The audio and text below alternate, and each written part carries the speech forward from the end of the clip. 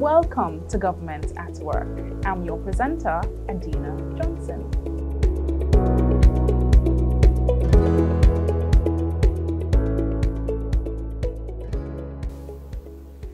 In the headlines, Montserrat's connection to the subsea fiber optic cable system is now live, and Montserrat's budget deficit significantly reduced.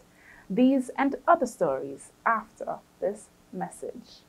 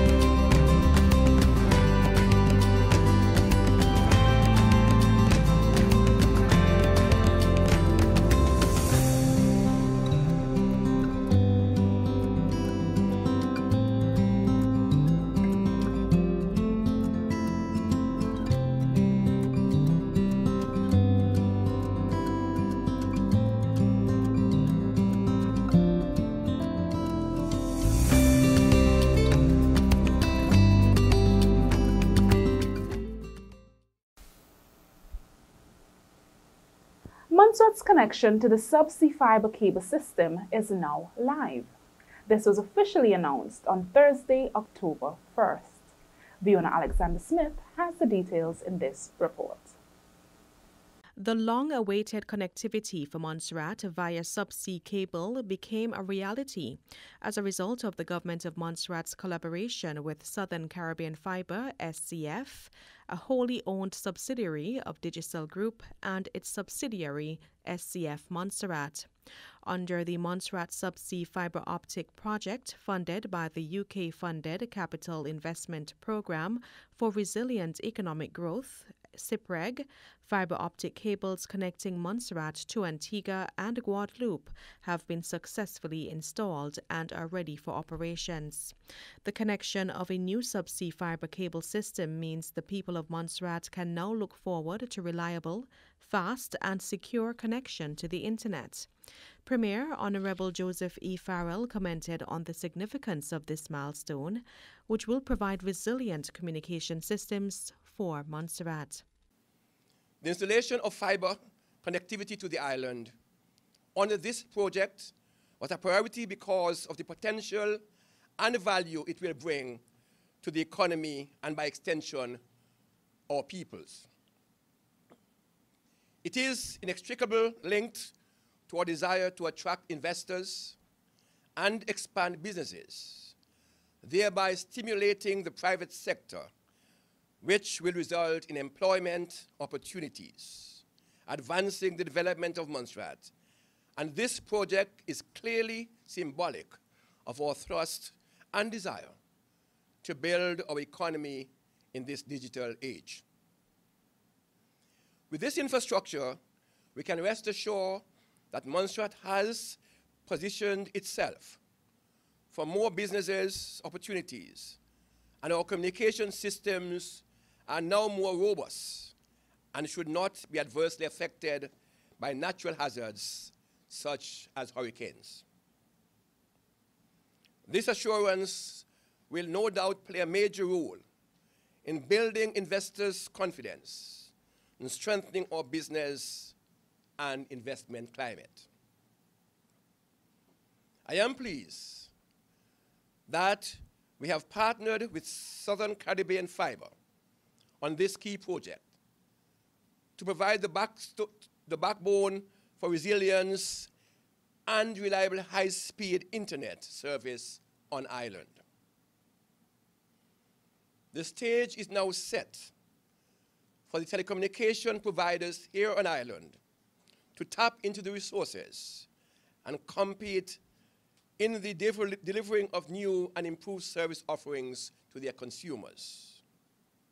The subsea fiber optic project is the first to be completed under the CIPREG program. Head of the Program Management Office, Martin Pallett, said the project's completion serves as an example of how Montserrat can implement proactive risk planning and mitigation, especially in light of COVID-19. Today also has significance as it raises the flag on the first of the major projects within the CIPREG programme, and it does so in some style, on budget, on schedule, and navigating the complications of managing a project during the COVID-19 pandemic. The project has everything to owe to the tireless work of Mr. Denzel West, the DITES team, including Mr. Dave Williams, also the procurement team that have been working on this for some time, and the market engagement that went on around this project. And as the head of the PMO, it's been a real pleasure to support the project, the Southern Caribbean Fibre teams and their subcontractors, who have conducted themselves with real impressive proactiveness, transparency and professionalism. It's very rare at the end of a complicated project to say that it has genuinely been a pleasure. Good risk management is the core to project success, and never more so in a project involving international procurement during an international public health crisis and a national lockdown. I think this project stands as a real model for how we can do proactive risk planning and mitigation in Montserrat very well, and we'll be taking that learning back across the other projects that we are managing. While the installation phase of the project is completed, the delivery phase must also commence, as project manager and director of DITES, Denzel West, explains. We're very pleased that today, as the Premier said before, we can announce that the system is ready for service and the installation phase of the project is complete. So the installation phase of the project is complete, but we now have to embark on the delivery of the services. The delivery of the services through 3 foundation customers to the project, which will be Government of Montserrat, Flow Montserrat, and Digicel Montserrat. Strengthening Montserrat's communication system, thereby making it more resilient to the impacts of hazards such as hurricanes, was a key aim of the fibre optic project. Mr. West emphasized this point in a presentation to the press as he explained the project's achievements. We have achieved our primary goal of resiliency, making sure that Montserrat is not as vulnerable as it was before to the storms that we know will come. It is not a question of if, it's more a matter of when. And those pictures you see below are from the other islands in 2017 from Hurricane Irma and Maria, where the infrastructure was totally destroyed.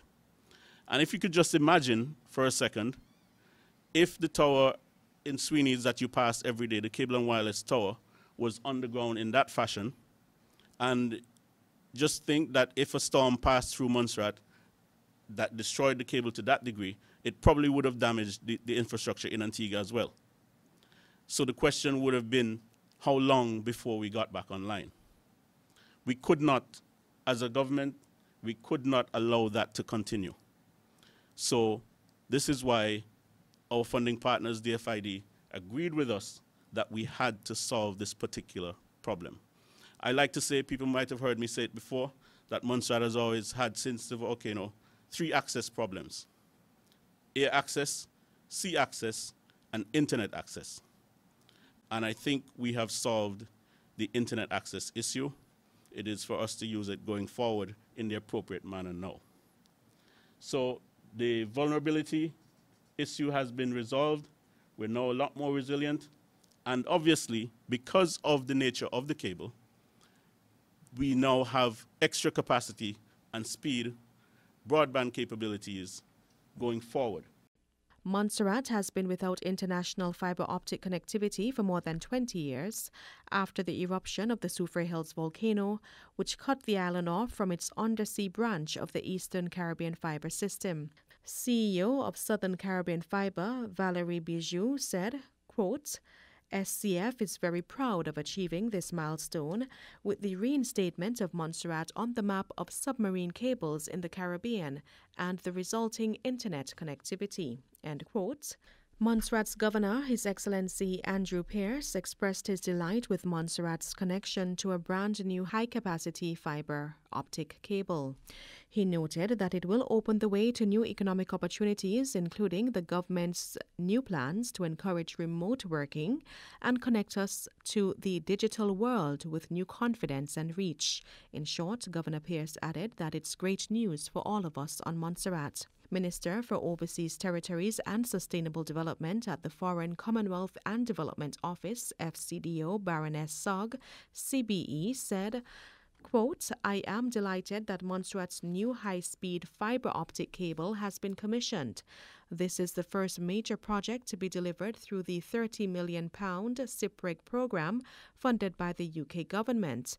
The launch of this cable represents a fantastic opportunity to stimulate Montserrat's economic growth, bolster the island's hurricane resilience, and enable economic diversification. This tells the world Montserrat is open for business. End quote. The project was overseen by the Program Management Office in the Government of Montserrat's Ministry of Finance and the Department for Information Technology and E-Government Services DITES under the portfolio of the Office of the Premier. Fiona Alexander-Smith reporting for Government at Work News. There's been a substantial reduction in the 2020-2021 budget deficit. Premier and Minister of Finance, Honorable Joseph Farrell, made the announcement during a press conference on September 23rd. In June this year, a budget deficit of $22 million was projected. However, the Minister of Finance said that the deficit is now in the region of approximately $3 million. In June, when I presented the 2020-21 budget, I informed the public that we were projecting a $22 million deficit. This was predicated on the premise that the virus would remain active on Ireland for 6 months or more in the first instance. This would severely impact all sectors of the economy. Over the past months, the government, with the Ministry of Finance, has been working assiduously to manage the budget deficit within the framework of my instruction that no cuts can be made to healthcare, education, and social welfare benefits. While at the same time, we are not in a position to accept new applicants for the social welfare program. We are working with senior managers in various ministries and departments. And I am pleased to report that yesterday I received a revised near to balanced budget. Indications are that we will end this financial year with a much smaller deficit than was projected at the beginning of the financial year. Following this announcement, the Minister of Finance said that the Foreign Commonwealth and Development Office, FCDO, has committed further funds to address the deficit. My government continue to have discussion with FCDO, not only about the possible measures that can be taken on both sides to fund whatever the potential deficit is expected to be, but also for further COVID-19 support. That being said, Madam Speaker, I can assure this Honourable House that the budget deficit will be less than $22 million. In addition, I am pleased to report that FCDO has committed further funds to help in the management of the deficit. We have received £1 million additional budgetary support from the United Kingdom government. Premier and Minister of Finance, Honorable Joseph E. Farrell, speaking in the Legislative Assembly. The government of Montserrat has made a decision to ring-fence funds for the Montserrat Hospital project. This was announced by Premier Honorable Joseph Farrell. The hospital project is the keystone project within the £30 million capital investment programme for resilient economic growth, CPREG, funded by the UK's Department for International Development. On taking office in November of last year, government set about to prioritize projects under the CPREG program. We are determined to complete these projects within the time frame, and we are working with the Foreign Commonwealth and Department Office, FCDO, formerly DFID, to do so. Included in that program is the construction of a new hospital. And 3 weeks ago, Cabinet took the bold decision and insisted that the indicative figure earmarked for the hospital must be ring-fenced so that it will not be used for any other components within the program. In a further update, during the September sitting of the Legislative Assembly, Premier Farrell said up to £15 million has been ring-fenced for the hospital project. Progress, Madam Speaker, continue to be made on the hospital project, which is a major project of the CPREG program. And Cabinet has committed to ring-fence an indicative figure of up to £15 million from the CPREG program for the project, so that it delivers the high quality and fit-for-purpose healthcare facility that Montserrat so badly needed. Following the site visit of the design team from Article 25, the preliminary design process is progressing ahead of the program. It is expected that these designs will be finalized and shared through another round of stakeholders' engagement. The new hospital will be located at the current Glendon Hospital site in St. John's. Head of the Program Management Office, Martin Pallett, provides a status update on the hospital project. The hospital project is on stream and is proceeding through preliminary design, which is ongoing. That preliminary design will then lead to the next stage, which will be detailed design, and after that, construction. So we're hoping that next year we can see some real progress and groundbreaking on that project. The design team, who are currently engaged, Article 25, are working very closely with Ministry of Health and other stakeholders to refine what those design options are. It will then be for Government of Montserrat to make its final design recommendation and take that forward to the next stages. So there will be more public consultation and more news about that stage of the work coming forward soon. That was Head of the Program Management Office, Martin Pallett. Under the supervision of the Ministry of Health and Social Services, the designers will be responsible for reviewing previous design work and generating new and costed architectural options for the hospital, with a minimum of 24 beds and a capacity for expansion to meet peak demands. More government stories after this message. The Glendon Hospital Laboratory now offers testing for COVID-19. The testing is performed using the CEPHID GeneXpert closed system platform, which uses the molecular testing technique polymerase chain reaction (PCR). This technique is the gold standard used globally for COVID-19 testing. The process begins with a primary sample. That is a nasopharyngeal swab, which your doctor will take from your nasal passage and send to the laboratory with a request for COVID-19 testing. The specimen is then processed according to standard operating procedures. This includes preparing the sample by inactivating the virus with chemical and heat processes. The sample is then added to the recommended cartridge called Expert Express SARS-CoV-2 assay. These first steps are conducted beneath the biosafety cabinet to ensure personal safety of staff and to prevent contamination of the sample.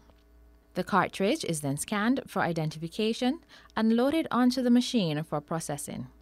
The GeneXpert takes approximately 1 hour to produce a result for SARS-CoV-2, the virus that causes COVID-19. The machine can process 4 samples at a given time, and each result is displayed separately and individual reports produced. The final step, the reports are collated and reported to the requesting physician.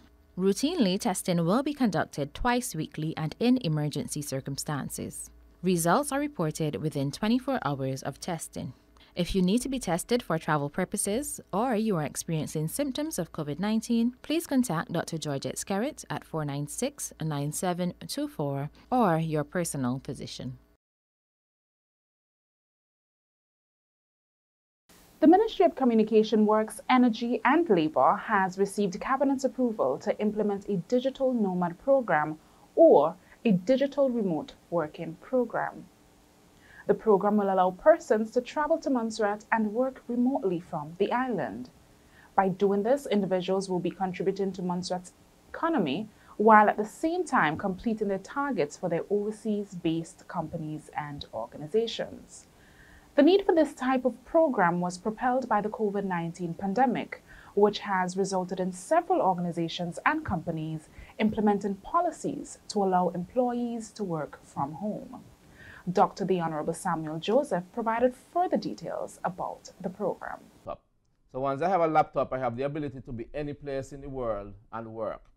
If you're a programmer and certain other jobs, you're a digital marketer and there's other various jobs along that line, you do not need to be in a set location to perform that job. You can be any place in the world. So those are called digital nomads. This has become a bigger thing since COVID.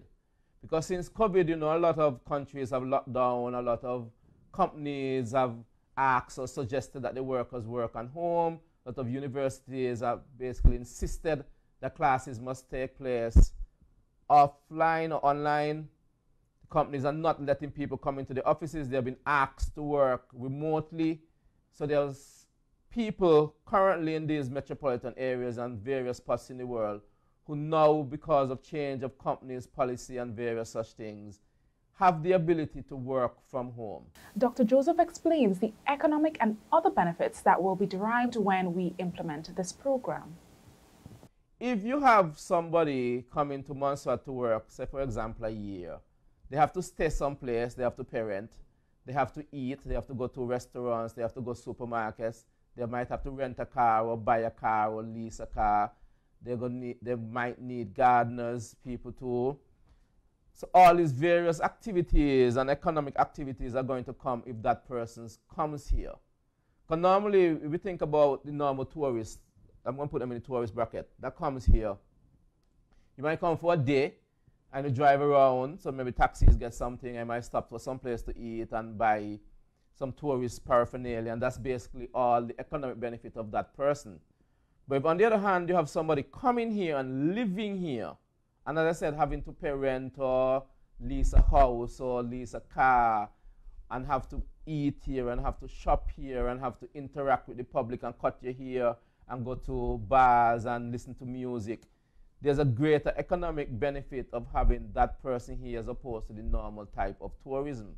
The process to allow for the implementation of the digital remote working program will require changes to some regulations and laws, as outlined by the minister. So there has to be change to immigration laws to allow the people here to be for a year.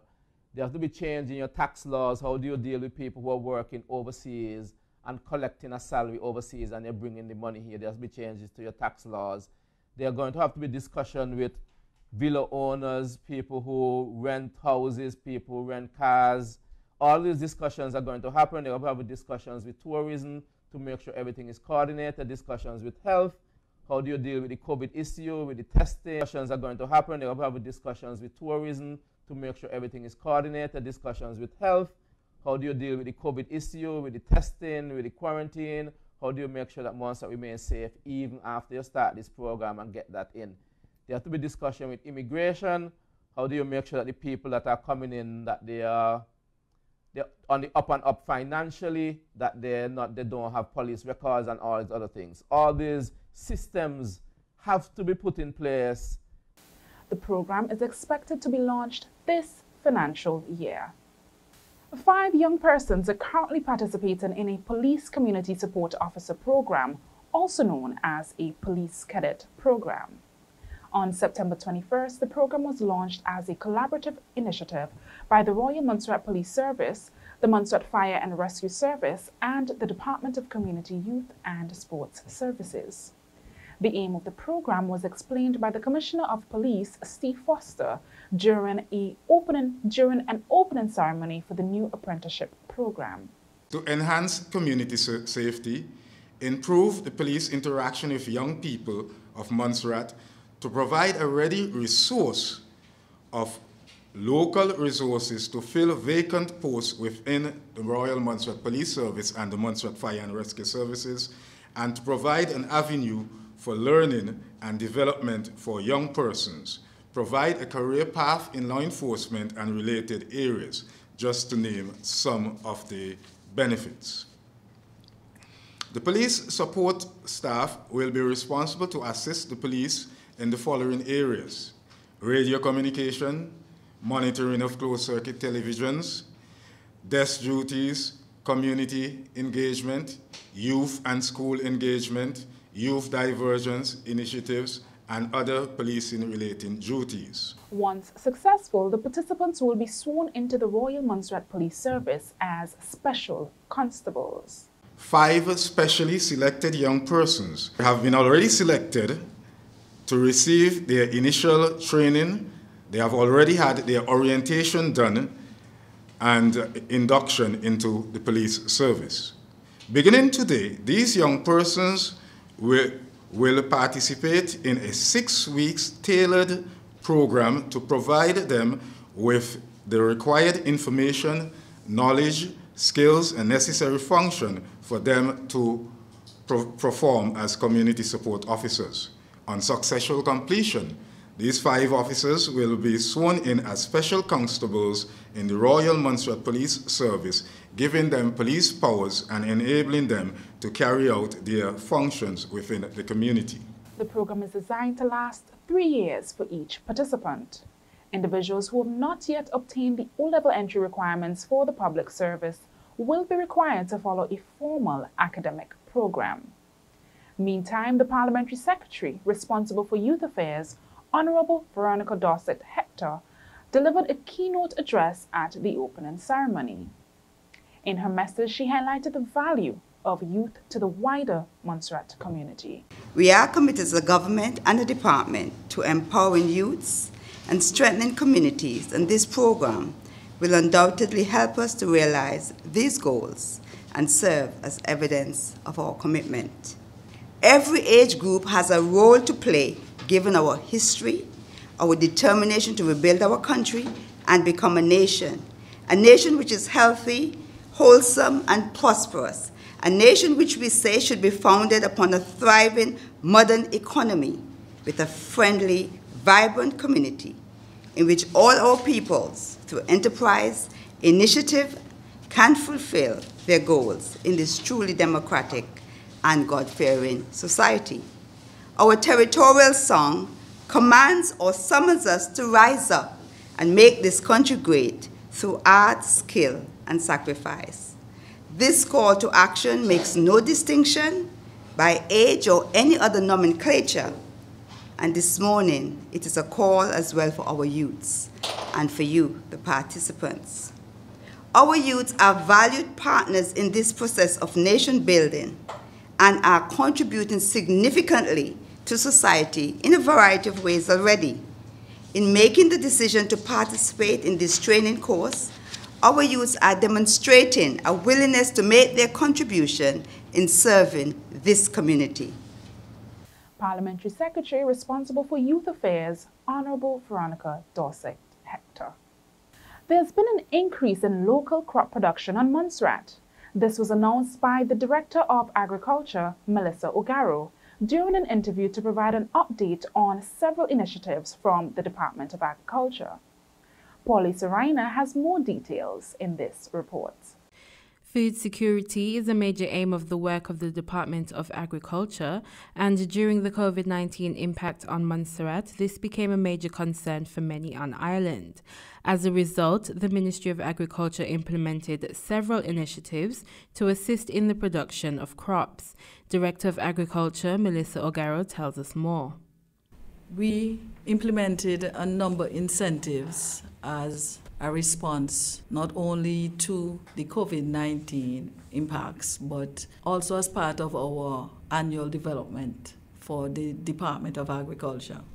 As it relates to the COVID-19, we recognize that as persons who are in lockdown with little or nothing to do, that it was an excellent opportunity to encourage them to do some gardening. So in the very earlies, we distributed small packets of seeds and fertilizers to over 150 persons who registered.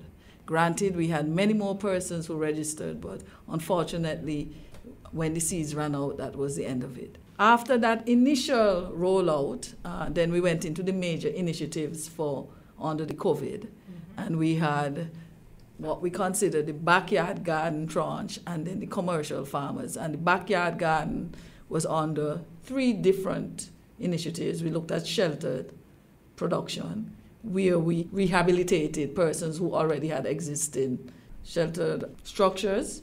We call them hoop houses sometimes. We looked at container gardening, which was a huge initiative. A large number of persons called in for that. And we also did what we considered open field, which is if you have a backyard, but you're planting in the open field. So those were the 3 areas we looked at. Under the crop side for backyard, we also looked at commercial farmers. And there are a number of areas under each one which we gave incentives. We did seeds, we did seedlings, we did fertilizers. We took topsoil, we gave the boxes for those persons who were doing containers. We're now giving out the irrigation equipment, which was also a part of these initiatives, as well as commercial farmers, as well as the open field. We also assisted with labor. The incentive programs implemented were in high demand by members of the public. The ministry indicated that 117 persons benefited from the Backyard Garden Initiative, which had 3 sections. 25 persons benefited from the Sheltered Structures Rehabilitation Program, 47 persons benefited from the Container Gardening Program, while 45 persons benefited from the Open Field Production Program. Under the Commercial Farmers Program, 47 persons benefited. These programs also included seeds, seedlings, fertilizers, topsoil, irrigation equipment, container boxes, and labor assistance. Other incentives by the Ministry of Agriculture included fish pot wire distribution, distribution of irrigation tanks, topsoil distribution in communities, and the distribution of seeds. These incentives were distributed to approximately 258 persons. Another incentive implemented by the Ministry of Agriculture included the distribution of egg boxes to farmers. A total of 200 cartons of 250 egg boxes were imported. Chief Veterinary Officer Dr. Selvin Maloney has further details on this initiative. We brought in a container of egg boxes that was 200 bundles. Each bundle had in 250. And I think about 20 farmers benefited from that. The amount given to each farmer was determined by their production. So we collect data from the farmer every month. The farmers will call in, or if they don't call them, it's a call. Our secretary, Catherine, will make the phone calls to the necessary farmers, especially the egg producers, and we will get their data. So what was done was a span of a few months. Production was taken into consideration. The average was taken from that, and then of course just simple maths to know how much egg boxes you would use per month. So the idea was basically to give you a few months supply of egg boxes. The ministry said all of the initiatives implemented are geared towards alleviating the island's concerns about food security due to the impacts of COVID-19. 2 more initiatives are due to be launched. They are Feed for Livestock Producers and Control for Feral Pests.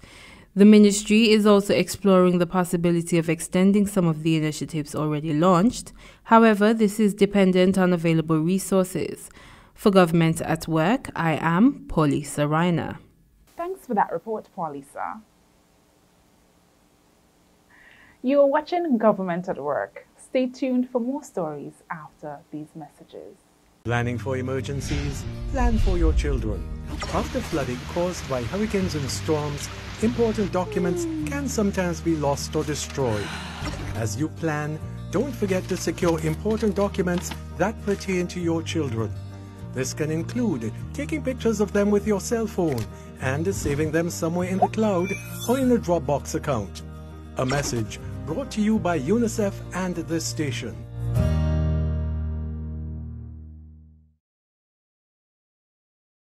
Motorists will soon benefit from the full implementation of a modern driver's licensing system.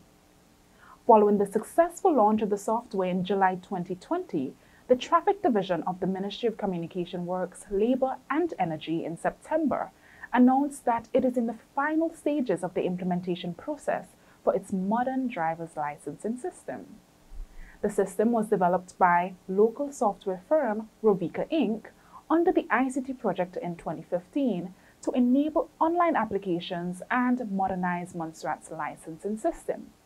The ministry explained that the system is being delivered in a modular or phase-by-phase fashion, with the vehicle licensing component expected on stream this year. The vehicle licensing component will allow the Traffic Division to issue the much-anticipated customized license tags, which will allow motorists to personalize their license plates, amongst other improvements.